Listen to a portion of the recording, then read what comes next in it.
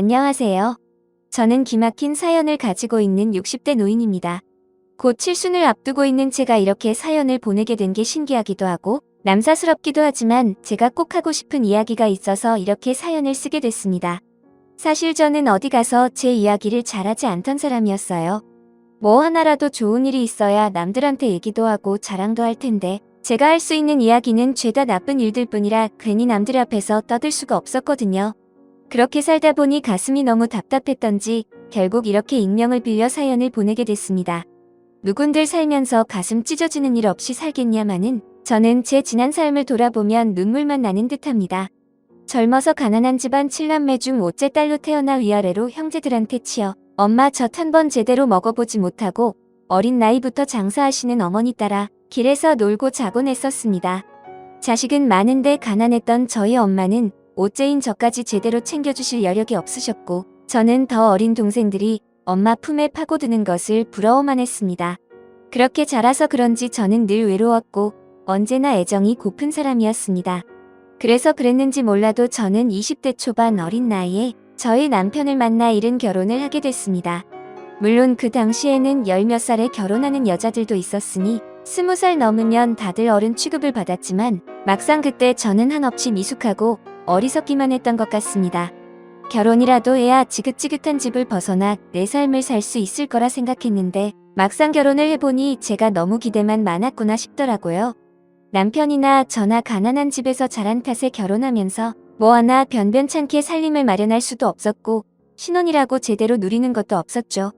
그래도 좋았다고 하면 제가 속이 없는 걸까요? 남편과 저는 가난했지만 열심히 살았습니다. 남편은 공장 다니며 매달 월급 봉투를 따박따박 가져다주는 사람이었고 저는 결혼하자마자 임신한 몸으로도 열심히 부업을 하며 어떻게든 살림을 잘 살아보려 노력했으니까요. 애까지 생긴 마당에 돈 한 푼이 궁했던 때였으니 내 몸 힘들더라도 무작정 열심히 할 수밖에 없었죠. 저희도 다 없는 집에서 태어나서 어려서부터 고생하며 살았고 요즘처럼 형편이 돼야 아이를 낳는 시절도 아니었지만 저는 저희 아들을 저처럼 키우고 싶지 않았습니다. 그래서 아이가 뱃속에 있을 때부터 꼭 돈폭 하나는 타고나기를 기도했었죠. 가진 것 없는 부모가 돼서 내가 낳은 자식이 돈폭을 타고나길 바라는 게 미련한 욕심일진 몰라도 저는 제 아들이 어찌됐든 굶지만 않고 잘 살기를 바랬습니다. 호강을 바라는 게 아니라 나처럼 고생을 안 했으면 했어요. 그런 자식에게 뭐 하나라도 더 해주고 싶어서 아등바등 살았지만 어려웠던 형편은 쉽게 펴지지는 않았어요. 그래도 노력한 덕분인지 개미굴 같은 집에서 살다가 새로 벽지 바른 집에 이사를 가보기도 하고 남편이 열심히 모은 돈으로 작은 구멍가게도 차리게 되고 열심히 살다 보니 조금씩 쥐구멍에 벼뜰달이 오기도 하는 것 같았습니다. 돈 없을 때는 하루 걸러 싸우던 저희도 돈을 만져보니 사이도 좋아졌습니다. 게다가 하나뿐인 아들도 공부 열심히 하고 건강하게 잘 자라줬고 형편도 좋아지다 보니 이제는 내 인생도 피는 것 같아서 앞으로의 날들을 기대할 수밖에 없었죠. 그런데 하필이면 그때 기막힌 일이 벌어지더라고요. 원래 안 좋은 일은 제일 행복할 때 찾아온다고 그러더니 이제 겨우 숨 좀 쉬고 살아보려던 그때 저희 남편이 세상을 떠나고 말았습니다. 그게 저희 아들이 겨우 중학생이 됐던 무렵이었어요.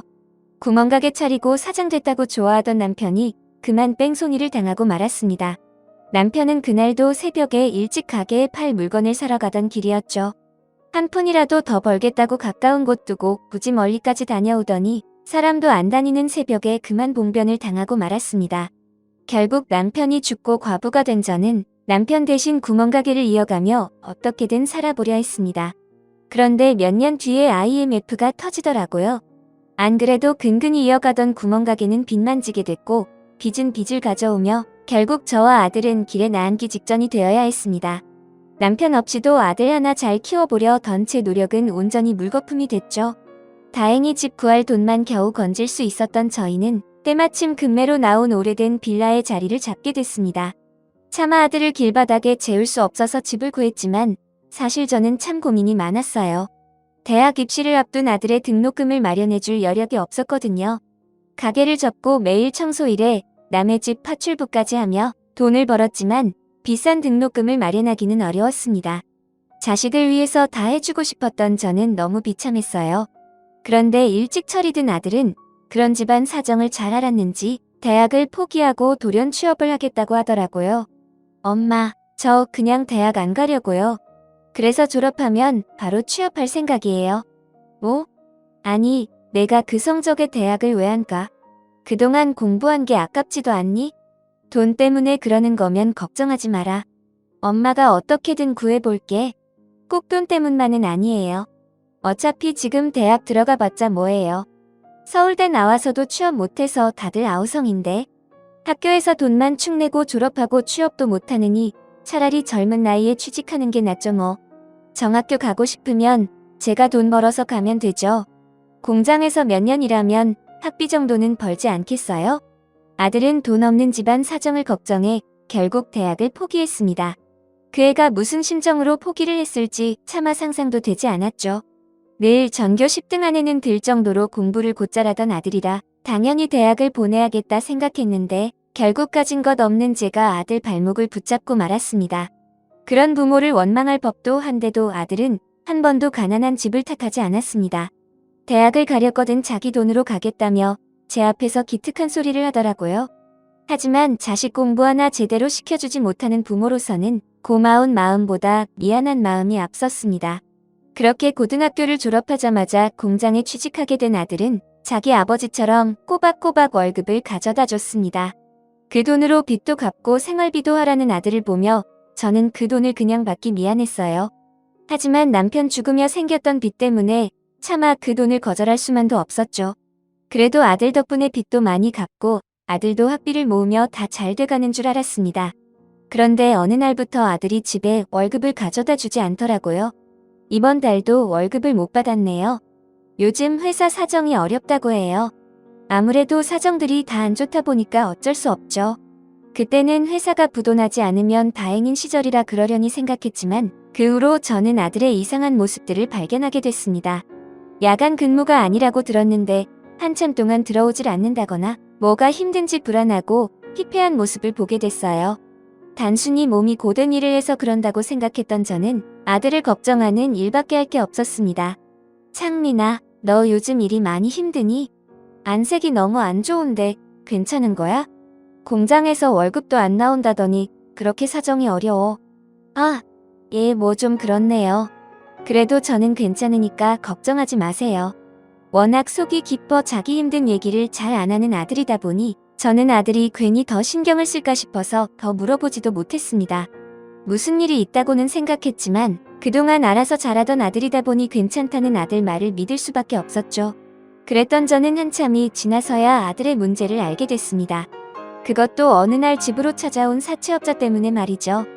여기 박창민이 집 맞습니까? 예, 저희 아들인데 왜 그러시죠? 누구세요? 아, 박창민이 어머니시구나. 나댁 내 아드님 돈 빌려준 사람입니다. 오늘 이자를 좀 받으러 왔는데 박창민이 어디 있어요? 웬 깡패 같은 사람들이 저희 아들한테 받을 돈이 있다며 찾아온 것을 보고 저는 너무 놀라 심장이 떨어지는 것 같았습니다. 우리 아들이 무서운 사채를 썼을 리가 없다 싶으면서도 처음에는 아들이 회사 사정 때문에 돈을 빌렸나 생각했어요. 하지만 사실을 알게 된 저는 사채가 문제가 아니라는 걸 깨닫게 됐죠. 아들이 사채까지 손대며 돈을 빌린 것은 전부 다 도박 때문이었습니다. 아들이 언젠가부터 도박에 빠져서 월급을 탕진하고 사채까지 끌어쓰고 있었더라고요. 그 이야기를 사채업자에게서 듣게 된 저는 충격의 할 말을 잃었습니다. 창민아, 너 그게 정말이야? 낮에 사채업자들이 내 도박빚 갚으라고 찾아왔었다. 그 사람들 말대로 내가 도박을 하고 다닌다는 게 사실이야? 죄송해요, 엄마. 근데 걱정할 것 없어요. 금방 갚을 거니까 괜찮아요.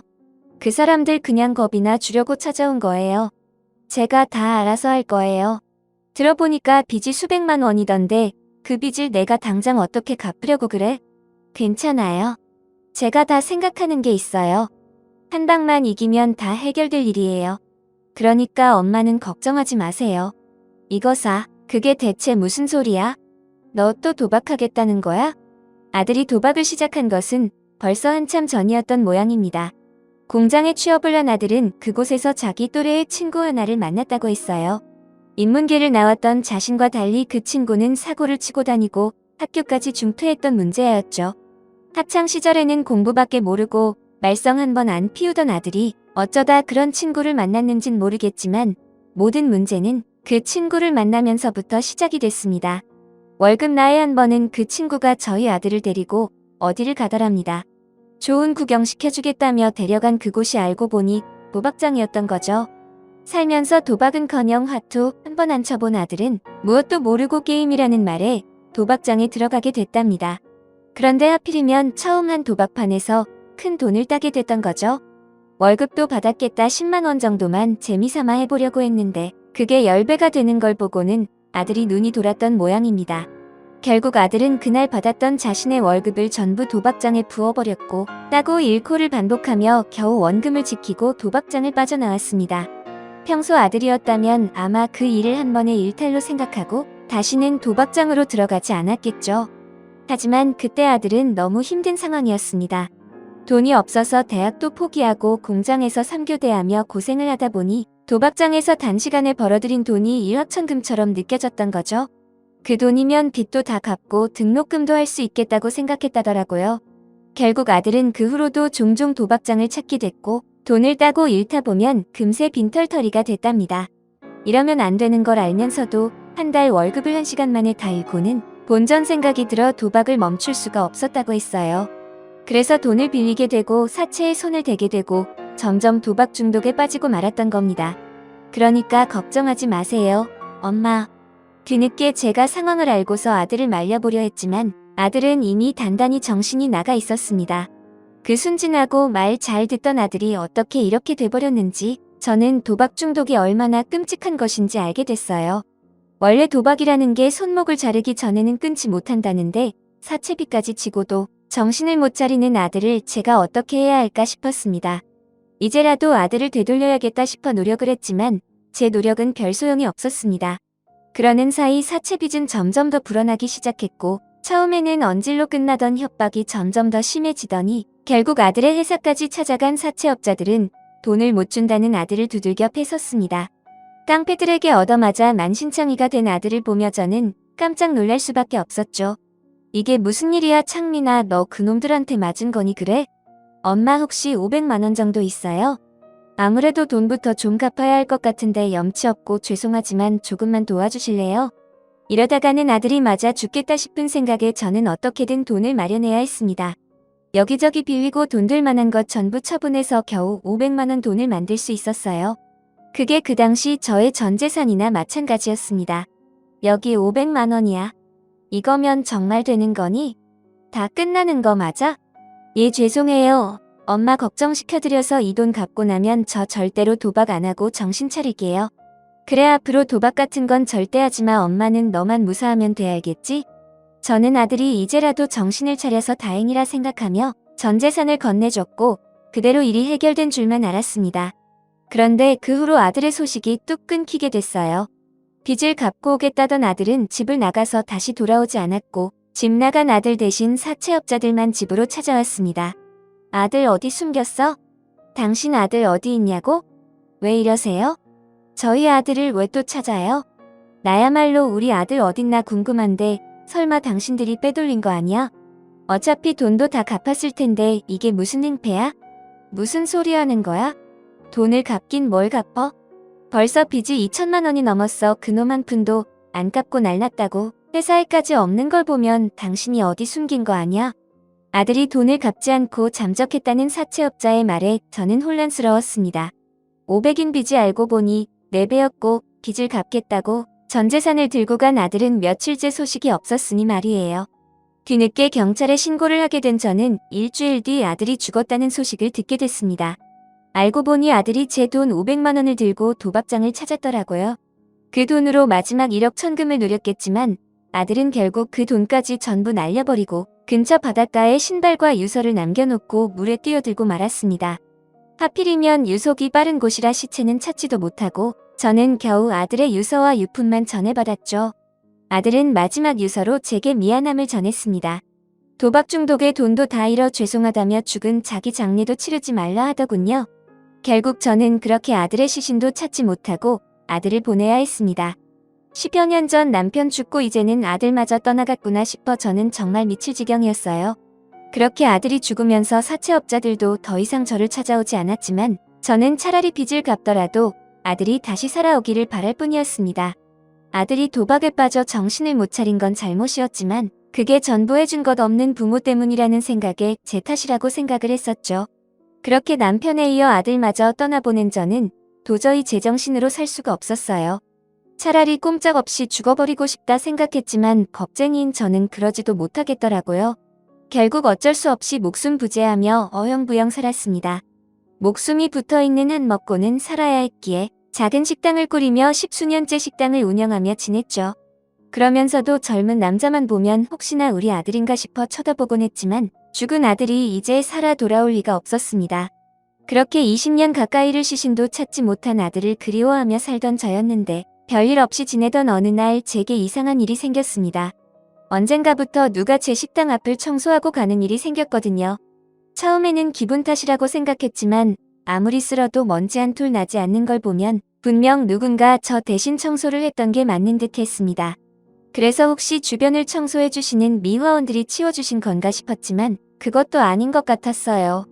양옆의 가게들은 간밤에 밀려든 쓰레기들로 가득한 걸 보면 누군가 제 가게만 쓸고 간 사람이 있는 게 확실했습니다. 게다가 그냥 청소만 해놨던 게 아니라 깔끔하게 정리도 되어 있고 어느 날은 가게 앞에 조명이 안 들어와 사람을 부르려 했던 것까지 수리가 되어 있더라고요. 그런 일이 거의 매일 있다 보니 저는 참 별 생각이 다 들었습니다. 처음 몇 번은 그저 우연인 줄 알고 별 생각이 없었지만 계속 같은 일이 반복되는 걸 보니 누가 이렇게 해주는 건지 궁금해졌어요. 어떤 이유에서 누가 우리 가게 앞을 치워주는 건가 싶어서 그 사람을 보고 싶었죠.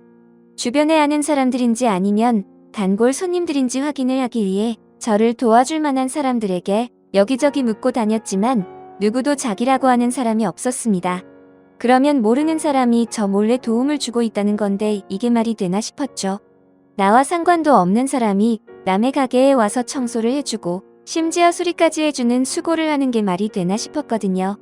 그렇다고 그런 일을 악의적으로 할 것 같진 않았지만 세상에는 워낙 별별 사람들이 많고 별일이 생기다 보니 괜한 의심을 하지 않을 수 없었습니다. 그래서 한 번은 그 사람이 혹시 나한테 청소비를 받아가려고 그러는 건가 싶은 생각까지 했었어요. 우선 청소를 해놓고 나한테 돈을 뜯어가려는가 보다 싶었죠. 거기까지 생각을 했더니 저도 그냥 가만히 있으면 안 되겠다 싶은 겁니다. 그래서 몇 번 그 사람을 잡아내려고 시도를 했었어요. 하지만 그 사람이 얼마나 날쌘 건지 제가 확인을 하기도 전에 번번이 사라져버리더군요. 그나마 뒷모습을 보고 남자인 것만 알 수 있었죠. 그렇게 매번 저희 가게를 찾아오는 도둑 손님이 너무나 궁금했던 저는 결국 그 도둑 손님을 잡기 위해 작정하고 나서게 됐습니다.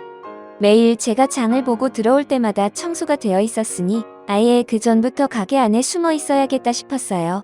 그리고 이번에는 도망가지 못하게 제가 뒤를 쫓아야겠다 생각했죠. 그렇게 저는 한참 일찍 일어나서 가게 안에 진을 치고서 그 사람을 기다리게 됐습니다. 그렇게 가게에 앉아 그 남자가 오기를 기다리면서 그 사람이 대체 누구일까 한참을 고민해봤지만 여전히 제 머릿속에는 떠오르는 사람이 별로 없었어요. 그런 생각을 하다 보니 점점 동이 트기 시작했고 어느새 가게 앞에서 누군가의 인기척이 나기 시작했습니다. 오늘도 여지없이 그 남자가 도착했던 것이었죠.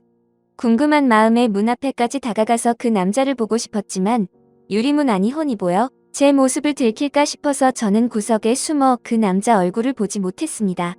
이번에야말로 확실히 그 사람을 알아내려면 미행을 하는 수밖에 없으니 제가 그 남자에게 들키지 않는 게 우선이었거든요. 그렇게 그 남자를 숨어 기다리다 보니 얼마나 꼼꼼히 청소를 하는지도 보게 됐습니다. 그 사람은 주변에 붙어있는 찌라시까지 다 정리를 하고 한참 동안 꼼꼼히 가게 앞을 쓸더니 어느새 간판이며 입간판이며 제가 소리 닿지 않는 곳들까지 수건을 훔쳐닫고 있더군요. 10수년 된 간판이 요즘 들어 유난히 깨끗하다 싶었더니 그것도 전부 그 사람 덕분이었습니다. 처음에는 대체 누구인데 남의 가게 앞을 청소하나 싶어서 혹시 사기꾼은 아닌지 걱정마저 들었는데 그렇게까지 하는 걸 보니 왠지 고마운 마음이 더 커졌어요. 그렇게 한참 청소를 한 남자는 어느새 청소가 끝났는지 짐을 챙기는 듯 했습니다. 그 소리에 저도 이번에는 절대로 놓치지 않겠다고 생각하며 조심스럽게 몸을 숨겼죠. 그 남자가 조금 걸어가는 걸 보고서 가게 뒷문으로 나와 그 사람을 쫓아가기 시작했습니다. 이른 아침이다 보니 길에 사람이 별로 없어서 딱 붙어서 따라가기가 쉽지 않더라고요. 어쩔 수 없이 멀쩡히 떨어져 조심조심 그 남자의 뒤를 쫓았습니다. 그 남자의 뒷모습을 보며 따라가는 동안 그 사람이 누군지 떠올리려고 해봤지만 도통 떠오르는 사람이 없었죠. 새치는 좀 있지만 아직 머리가 까만 걸 보면 50대 정도 되어 보이는데 아들뻘 되는 남자 중에는 생각나는 사람이 없더군요. 궁금증을 해결하기 위해서라도 이번에는 절대 놓치지 말아야겠다 생각한 저는 끈질기게 그 사람을 쫓았습니다. 그렇게 그 남자의 정체를 알아내려고 한참을 쫓다 보니 그 사람과 제가 너무 가까워져 있었어요. 그리고 그 탓에 그 사람도 제가 자기 뒤를 쫓아온 걸 눈치챈 듯 보였죠. 뒤늦게 몸을 숨긴다고 숨겨봤지만 환감이 넘은 제 몸이 그리 빠릿빠릿할 수가 없었습니다. 그때 그 남자가 건물 뒤에 숨어있는 저를 보고 지르는 소리를 듣게 됐죠. 누구세요? 누군데 자꾸 따라오세요. 경찰에 신고합니다. 아이고 들켰구나 싶었던 저는 하는 수 없이 그 남자를 붙잡기로 했습니다. 이미 들킨 마당에 그냥 서로 궁금한 걸 묻는 게 나을 거라 생각했거든요. 대체 왜 남의 가게를 맨날 치우는지 모르겠지만 나는 청소비 같은 거 쥐어줄 사정 안 되니까 이제 그만하라고 말이라도 하려고 했어요. 그래서 그 남자에게 그 얘기를 하러 나선 그 순간 저는 그렇게나 궁금했던 그 사람을 드디어 마주하게 됐습니다. 화를 내던 고맙다고 하던 무슨 말이라도 하려고 했는데 그런데 그 남자를 보게 된 저는 너무 놀라 그 자리에 얼어붙을 수밖에 없었어요. 그렇게 궁금했던 그 남자가 다름 아닌 20년 전 죽었던 제 아들과 너무 닮아 있었기 때문입니다. 제 아들과 똑 닮은 얼굴에 저는 숨이 멎는 듯 했습니다. 아들이 떠난 지 벌써 20년 가까이 됐으니 아마 살아 있었더라면 이랬겠다 싶을 정도로 너무 닮아 있었어요. 아니 닮았다고 말하기 어려울 정도로 그 남자는 제 아들과 똑같은 얼굴이었습니다. 어미가 아들 얼굴을 어떻게 못 알아보겠습니까? 20년을 키우고 20년을 잃어버렸다고 해도 자기가 품어 낳은 자식은 어디서든 찾아낼 수밖에 없는 게 부모였으니까요. 그래서 저는 제 아들과 똑 닮은 그 사람을 제 아들이라 확신할 수밖에 없었습니다. 내 아들이 죽어 내 손으로 장례를 치렀는데도 그 사람이 내 아들이다 싶더라고요. 세상에 이게 누구야? 너 설마. 창민아. 너 정말 창민이니? 어머니? 어머니가 여긴 어떻게? 설마 계속 나를 쫓아왔다는 게 어머니였어요? 창민아, 너 정말 내 아들 창민이 맞아? 아니, 내가 왜 여기에? 내 아들은 진작 죽었는데. 근데 어떻게 내가 내 눈에 보이는 거냐? 혹시 내가 헛것이라도 보고 있는 거야? 그래? 어머니, 죄송해요. 어머니, 이렇게 찾아뵐 생각은 아니었는데 제가 정말 염치도 없고 면목도 없습니다. 저를 어머니라고 부르며 눈물 짓는 아들을 보자 그제서야 제가 20년 만에 아들을 다시 만났다는 게 조금씩 실감이 들기 시작했습니다. 지난 20년 동안 아들이 살아있을 거라고는 생각도 해본 적 없었는데 우리 아들이 이렇게 살아있다니 이게 무슨 일인가 싶더라고요. 대체 누가 우리 가게를 치우고 갔을까 생각하면서도 저는 제 아들은 생각도 하지 못했습니다. 젊은 남자의 뒤통수를 쳐다보고 우리 아들 생각은 잠깐 떠올리긴 했으면서도 당연히 내 손으로 떠나보낸 아들일 리가 없다고 생각했어요. 근데 그게 진짜 우리 아들이었다니. 저는 20년 만에 살아서 만난 아들을 보고 너무 충격을 받았습니다. 하지만 이유야 어떻든 너무 반갑고 그리운 마음에 저는 길바닥에서 아들을 끌어안고 한참을 오열할 수밖에 없었어요. 창민아. 아이고, 내가 살아있었을 줄이야. 어쩜 이런 일이 있어. 내가 꿈을 꾸는 건 아니겠지? 어머니, 죄송해요. 제가 정말 나쁜 놈입니다. 제가 어머니 가슴에 대못을 박았어요. 저 원망 많이 하셨죠? 그런데도 염치 없이 이렇게 나타나서 죄송해요. 아니다, 아니야. 이렇게 다시 나타나 준 것만으로 고마운 일이지. 내가 널 왜 원망하니? 내가 아니라 내가 미안할 일이다. 내가 모자란 부모여서 자식한테 뭐 하나 해준 것도 없이 그렇게 고생만 시키다가 너를 떠나보냈잖니. 그래서 내가 지난 20년을 후회만 하면서 살았어. 근데 이렇게 돌아와 주니 어찌 안 고맙겠니? 저와 아들은 사람들이 출근을 서두르는 그 아침 거리에서 둘이 부여잡고 한참 동안이나 눈물을 멈출 수가 없었습니다. 도대체 무슨 일이 있었던 건지 어떻게 살아 돌아올 수 있었는지 궁금한 것도 많았고 그동안 어디서 어떻게 살았을까 걱정돼 묻고 싶은 것도 많았지만 그때는 그런 것도 물을 새 없이 그저 아들이 살아있다는 것에 감사하고 안도할 수밖에 없었습니다. 그렇게 길 위에서 20년 만에 감동적인 재회를 한 저희는 한참 만에야 겨우 정신을 차렸습니다. 순간 다리가 풀려 걷지 못하는 저를 아들이 자기가 지내는 곳으로 데려가더군요. 아이고, 내가 지금 정신이 하나도 없어서 어디 좀 앉아야겠다. 그럼 제가 지내는 곳으로 가세요. 어머니, 여기서 조금만 더 가면 되거든요. 가서 얘기해요. 어머니, 그렇게 아들이 지내는 곳이라며 근처에 있던 왼 좁은 고시원을 가게 됐습니다. 고시원은 저도 말만 들어봤지 들어가 본 건 처음이었는데 아들이 혼자 여기서 지냈을 것을 생각하니 너무나 속이 상하고 가슴이 아팠어요. 어디 앉을 곳도 없이 침대 하나, 책상 하나가 전부인 고시원 방에 아들은 단출한 짐들을 놓고 비좁게 살고 있었습니다. 그 모습을 보니 직접 듣지 않아도 내 아들이 얼마나 고생하며 살았을지 알겠더라고요. 죄송해요. 여기 너무 좁죠? 평소에는 저 혼자 지내기는 괜찮은데 어머니 모시기는 너무 누추하네요. 20년 만에 살아 돌아와서 잘 사는 모습 보여드려도 모자랄 텐데 겨우 이런 모습이라 죄송해요. 창민이, 너 계속 여기서 지냈던 거냐? 이렇게 좁은 곳에서? 아니요. 사실 여기도 들어온 지는 몇 달 안 됐어요. 원래는 저도 잠시 지내다가 집을 구하려고 그랬는데 지내다 보니 편해서 그냥 있네요. 그럼 여태 어디 있었던 거야? 어떻게 살았어? 엄마는 내가 죽은 줄만 알고 창례까지 치렀었는데 어떻게 살아 있었으면서 여태 왜 안 나타난 거니? 죄송해요. 어머니. 하지만 그때는 저도 다른 방법이 없었어요. 도박에 미쳐서 부모도 못 알아보는 제가 살아서 뭐 하겠어요. 정말 죽을 생각을 했던 건 사실이에요. 근데 이 목숨이 질긴지 쉽게 죽어지지도 않더라고요. 그래서 그냥 죽은 사람으로 살아가려고 했어요. 당장 살아 돌아가면 어차피 사채꾼들 손에 죽을 텐데 내가 죽어야 어머니한테도 피해가 안 걸 거라고 생각했어요. 그래서 그냥 죽은 척하고 신원 말소시키고 여태 그냥 신분증 하나 없이 무연고자로 살았어요. 그렇게 살다 보니까 벌써 20년 가까운 시간이 흘러버렸네요. 이놈아, 그렇다고 엄마까지 속여? 살아있었으면 생존 신고라도 하고 나한테 언제리라도 해줬어야지. 엄마는 내가 죽은 줄만 알고 그동안 얼마나 소가리하며 살았는지 알기나 하니?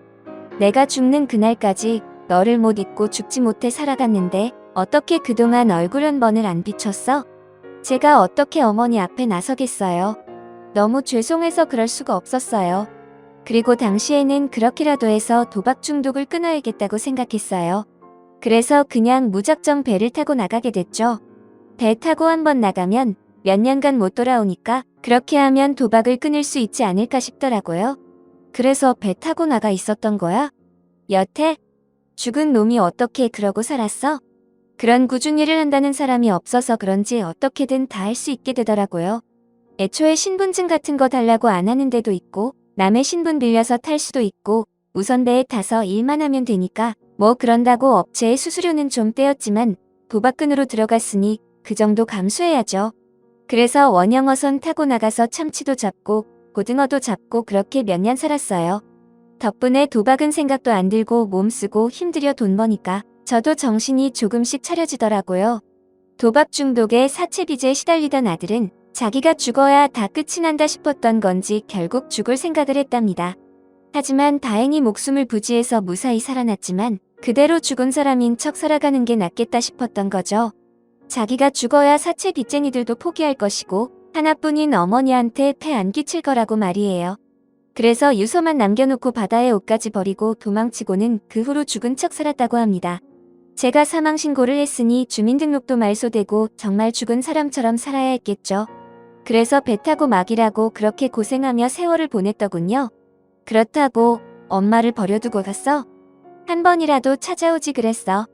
남들 눈 피해서 엄마한테 얼굴이라도 한 번 보여주지. 사실 저도 어머니 많이 그리웠어요. 한 번 배 타면 몇 년인데 그 짓을 몇 번 했더니 벌써 10년이 훌쩍이더라고요. 10년쯤 지나니까 저도 정신이 차려지고 저도 어머니가 보고 싶긴 했는데 그때는 이미 늦었다 생각했어요. 이미 10년도 지났고 이제 와서 도움도 못 될 제가 나타날 바에는 그냥 죽은 자식으로 사는 게 효도하는 거다 싶었거든요. 어머니 앞에 나타날 만큼 떳떳해야 앞에 나설 텐데 그렇게 부모님 속에 섞였던 제가 어떻게 어머니 앞에 다시 나타나요? 그래서 그동안 내가 내 가게 앞에 몰래 쓸어놓고 갔던 거야? 내 앞에 나타날 자신은 없으면서 이제 와서 몰래 아들 노릇하려고 그랬어. 그건 그냥 어머니가 너무 버거워하셔서 제가 뭐라도 도와드리고 싶어서 그랬어요. 그래서 청소만 살짝 해놓고 가면 모르실 줄 알았는데 설마 어머니가 제 뒤를 밟으실 줄은 몰랐거든요. 사실 저는 그동안 종종 어머니 보고 가곤 했었어요. 배 타는 동안에도 어머니 가게 찾아갔었거든요. 한 번은 돈이라도 놓고 오고 싶었는데 그럼 진짜 들킬까봐 그러지도 못하고 그래서 그냥 청소라도 했던 거죠. 아이고 이놈아, 이 미련한 놈아 어떻게 애미 마음을 그렇게 몰라? 자식이 무슨 짓을 해도 감싸는 게 부모 아니냐? 근데 내가 설마 내가 살아 돌아왔다고 쫓아내기라도 할 줄 알았어? 내가 지난 20년을 오로지 내 생각만 하면서 보냈어. 내가 하루 빨리 죽어야 우리 아들 곁으로 갈 텐데 늙은이 목숨이 왜 이 질긴지 끊어지지도 않는구나 생각하면서 하루하루 지겹게 살았어. 근데 내가 살아있었으면 이게 대체 무슨 고생이냐? 아이고 이놈아, 이 철없는 놈아 죄송해요. 정말로 죄송해요, 어머니. 제가 죽일 놈입니다. 아들이 저한테 미안해서 그동안 얼굴 한번 비추지 못하고 고생만 했을 걸 생각하니 얼마나 가슴 아프던지요. 도박 끊겠다고 그 힘들다는 배 타고 나가서 그 하얗던 얼굴이 새카맣게 그을릴 정도로 고생을 했을 아들을 상상하니 제 속이 끊어지는 기분이었습니다. 그나마 덕분에 도박은 끊게 돼서 다행이라고 생각했지만 그럼 그 와중에 나한테 한 번은 찾아와 자신이 살아있다고 알려주기라도 하지. 제가 진작 알았으면 밥이라도 제대로 해먹이고 1년에 몇 번 겨우 보더라도 내 아들 살아있는 생각에 지금처럼 20년 세월이 아쉽지는 않았을 텐데 싶어 아들이 야속했습니다. 제가 어머니 속 썩인 거 생각하면 진짜 죽어 마땅하다 생각하는데 제가 삶에 미련이 있는지 죽지도 못하고 그래서 어머니 앞에 나서지도 못하고 제가 진짜 못난 자식입니다. 죄송해요 어머니. 아니다 아니야. 내가 오죽하면 그랬을까. 내가 고생했을 건 내가 아니까 속이 상해서 그런 거지. 이제 더 이상 죄송하다 소리하지 말아라. 엄마는 그저 내가 잘 살아준 것만으로 다행이야. 사지 멀쩡하고 목숨 붙어있으면 어디서든 새 출발하면 되는 거지. 안 그러냐. 살아줘서 고맙다 아들아. 정말 고마워 어머니. 죄송합니다. 아까 한참 울었다 생각했는데도 또 흘릴 눈물이 남았던 건지 저와 아들은 얘기를 끝내며 또 한바탕 눈물을 흘려야 했습니다. 그래도 저는 참 행복하더라고요. 아들이 살아있는지 모르고 지냈던 지난 20년은 안타까웠지만 내가 죽기 전에 다시 만난 게 더 없는 행복이었습니다. 이제라도 만나게 돼 천만다행일 뿐이었죠. 그렇게 아들을 제외하게 된 저는 더 이상 아들과 떨어져 지내고 싶지 않았습니다. 그동안 떨어져 있었던 건 지난 20년 세월로 족하다고 생각하며 이제라도 다시 아들과 예전의 행복처럼 돌아가고 싶었어요. 창민아 여기서 이러고 있지 말고 이제 나랑 같이 가자. 우리 살던 집 그대로 있고 너 쓰던 방도 그대로야. 그러니까 엄마 따라 같이 가자. 괜히 죄송하다 어쩐다 다른 소리 하지 말고 그냥 엄마 말대로 해. 오늘 당장 구청 가서 신분 회복시키고 앞으로는 배 타고 굳은 일 하지 말고 사람답게 살자. 아들은 그런 제 말에도 여전히 죄스러운지 차마 고개를 들지 못했지만 이제라도 아들을 다시 되찾고 싶었던 저는 아들을 그곳에서 억지로 끌어낼 수밖에 없었습니다. 그렇게 저는 아들을 좁은 고시원 방에서 데리고 나와 집으로 데려갔고 아들은 고스란히 남아있는 자신의 방을 보고 또다시 눈물을 흘렸습니다. 지난 20년 세월 저는 아들의 방을 차마 정리할 수 없었어요. 치워보려고 몇 번이나 생각해봤지만 도저히 제 손으로 할 수가 없겠더라고요. 어차피 남은 방인데 죽은 아들 위에 두면 어떠나 싶어서 차마 건들지도 못하고 아들이 살아있을 때처럼 매일 그 방을 쓸고 닦았습니다. 제가 20년 동안 다른 곳으로 이사를 가지 못했던 것도 전부 그 방 때문이었어요. 제가 사는 동네도 곧 재개발을 앞두고 하나둘 이사들을 떠나고 있지만 저는 제가 죽기 전까지 그 집에서 아들의 흔적과 함께 떠나고 싶었거든요. 근데 이제 아들이 살아 돌아왔으니 더 이상 물건에 미련을 둘 필요도 없어졌네요. 그렇게 가게 문도 열지 않고 아들을 반긴 저는 오랜만에 아들을 위한 식탁을 차렸습니다. 20년 시간이 지난 사이에 입맛이 얼마나 바뀌었는진 모르겠지만 그 시절 어린 아들이 좋아했던 반찬들로 가득 상을 채웠습니다. 정육점에서 부랴부랴 고기 끊어다가 갈비 재워놓고 돈 없어서 몇 번 사주지 못했던 소세지에 유독 좋아했던 계란찜 그리고 직접 구워 들기름 바른 김에 갖가지 나물 반찬들을 올려 아들에게 상을 차려줬습니다. 아들은 옛 생각이 나는지 한참을 밥상을 바라만 보다가 겨우 수저를 들어 밥을 먹기 시작했습니다. 겉모습은 늙은 할머니와 새침 어린 한 아저씨였지만 그 순간만큼은 저나 아들이나 20년 전으로 돌아간 기분이었을 거예요. 애틋한 시절이지만 저는 그때를 생각하면 여전히 후회만 들었습니다. 그 생각을 했더니 지난 세월 숨어 산 아들에 대한 서운함과 원망보다는 자식에게 변변한 부모가 되지 못한 저 스스로에게 책망이 들었습니다. 하지만 이제 와서 후회해야 돌이킬 수 있는 것도 아니었죠. 20년 전에 저였다면 후회스럽고 안타까워 견딜 수 없었겠지만 이미 너무나 큰 상실을 겪어봤던 저는 아들이 살아온 것만으로 모든 걸 견딜 수 있을 것 같았습니다. 그 수많은 밤들이 아쉽고 아들의 고생이 안타깝지만 그렇기에 앞으로라도 최선을 다해야겠다 생각했죠. 그 생각을 하니 여태 하루빨리 아들 곁으로 가고 싶었던 제가 마음가짐이 달라지더군요. 지난 세월 못해준 걸 이제라도 다 해주려면 제가 하루라도 더 오래 살아야겠다 싶은 거죠. 그렇게 저는 아들을 되찾은 기쁨에 그날 밤 아들과 밤새도록 못다한 이야기를 나누며 잠이 들었습니다. 그 후의 일은 어떻게 말씀을 드려야 할까요? 아들이 다시 돌아오고 몇 년 사이에 너무 많은 일들이 있어서 저도 하고 싶은 이야기가 참 많은데요. 이상하게 저는 안 좋은 이야기를 하는 것보다 좋은 이야기를 하는 게 어렵네요. 고기도 먹어본 놈이 잘 먹는다고 자랑도 해본 사람들이야 하는 건지 평생 사랑할 일 하나 없이 살았던 저였다 보니 기쁜 소식을 전하기 쑥스럽네요. 그래도 조금 설명을 해보자면 아들과 재회한 뒤로는 정말 좋은 일들만 생겼습니다. 다시 주민등록을 살려낸 아들은 신혼을 회복해 정상적인 삶을 살게 됐어요. 그동안 돈을 벌면서도 통장을 만들 수가 없어서 여기저기 숨겨놓고 남한테 맡겨놨었는데 신혼을 되찾자마자 통장을 먼저 만들더니 그동안 모은 돈을 전부 거기다 넣고 저한테 선물이라며 주는 겁니다. 저야 돈보다 아들 마음이 더 고마웠지만 아들은 저한테 드디어 뭔가를 해줬다는 게 기쁜 듯 했어요. 그렇게 제게 전 재산을 준 아들은 그 후로 제가 운영하던 식당에서 일을 하기 시작했습니다. 처음에는 제가 몸이 힘들어서 도와준다고 일을 시작했는데 하다 보니 책임감이 생기는지 저보다 더 열심히 나서서 식당 일을 하더라고요. 어디서 뭘 보고 배웠는지 손님 끌어오는 법도 배우고 간판도 바꾸고 뭐 이것저것 열심히 손을 보더니 언젠가부터 손님들이 점점 많아지기 시작했습니다. 저도 아들한테 그런 재주가 있는 줄은 몰랐었네요. 그렇게 아들이 맡은 뒤로 가게는 점점 더 잘 돼갔고 얼마 전에는 2호점까지 내며 여전히 장사를 잘하고 있습니다. 이제는 저 없이 아들 혼자도 잘하다 보니 저도 더 이상 고생 않고 쉴 수 있게 됐죠. 그리고 같이 일하다가 종업원 아가씨랑 만나서 결혼까지 앞두고 있으니 이제는 제가 아들 걱정을 더하지 않아도 될 것 같습니다. 그러니 여러분들도 저희 가족의 행복을 빌어주세요. 감사합니다.